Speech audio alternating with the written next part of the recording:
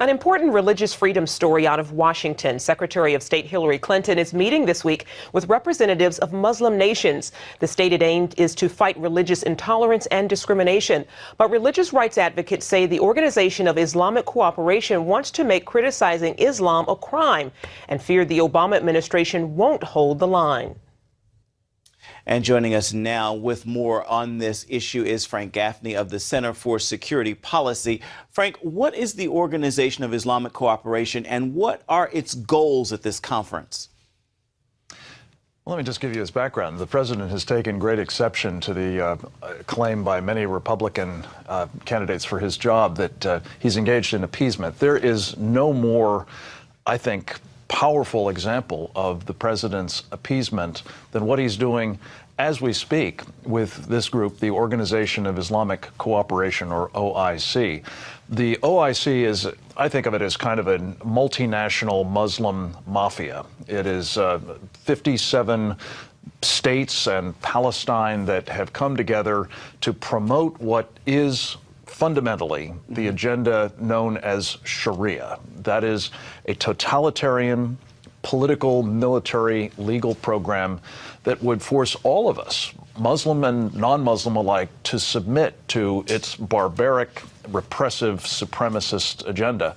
The OIC is seeking to do that first and foremost by trying to get the United States, which, after all, has a constitution that guarantees our rights, not just to freedom of religion, but to freedom of speech, by getting us to agree that, well, we really can't say anything that might offend Muslims.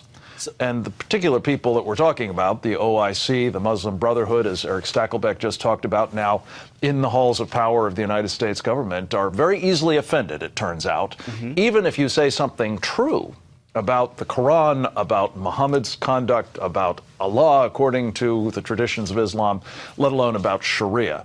So this is a very worrying thing that Hillary Clinton is at the moment trying to find a way to bridge between our First Amendment rights under the Constitution of the United States and Sharia, which says you don't have those rights as a practical matter. Why is the Obama administration meeting with this group in light of what you say there? Well, I think it, again, comes down to the kind of appeasement that we've seen President Obama engage in throughout his time in office. His successive Muslim outreach campaigns, calling us a Muslim nation, getting NASA to make reaching out and pandering to the Muslims a top priority, and bowing to the Saudi king. I mean, on and on. Those are some symbolic. This is much more tangible, as I would argue are two other things that are also afoot. We now have guidelines that have been recently promulgated by the Department of Homeland Security to tell all of the trainers and the materials that they use to train people in our government at state, federal, and local levels in how to deal with what the administration euphemistically calls countering violent extremism. That used to be called euphemistically by the Bush administration terrorism. In practical matters, it's countering jihad. Well, under these training guidelines, we have to get the permission of what amounts to the Muslim Brotherhood in our so-called Muslim community leaderships to tell the people we need to train how to counter the enemy. This is a formula for disaster. And then finally, we've got now Senator Dick Durbin in the United States Senate trying to prevent the reauthorization of a critically needed group, really the last official, albeit independent, congressionally mandated institution in our government called the U.S. Commission on International Religious Freedom that has been monitoring and warning against and trying to hold accountable those who adhere to Sharia and others who are suppressing religious freedom around the world, and for that matter, trying to do it here as well. This group, the U.S. International Religious Freedom Commission, must be kept going.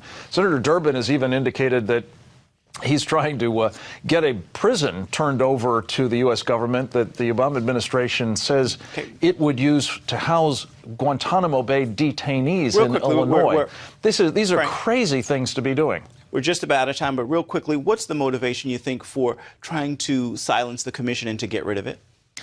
Well, as I say, there's a gambit here by Senator Durbin to do this prison deal, but I think fundamentally it's really this larger idea of submitting to Sharia. Senator Durbin has also indicated that he wants to get rid of all of the current members except basically one or two, including one who is an Islamist. And to turn it over to them would be to turn this vitally needed watchdog into a lapdog. I hope people will get in touch with Senator Durbin and their own senators and try to prevent this miscarriage from taking place. Indeed. Frank Gaffney, thank you so much for your time. Your insight is much appreciated. Thank you.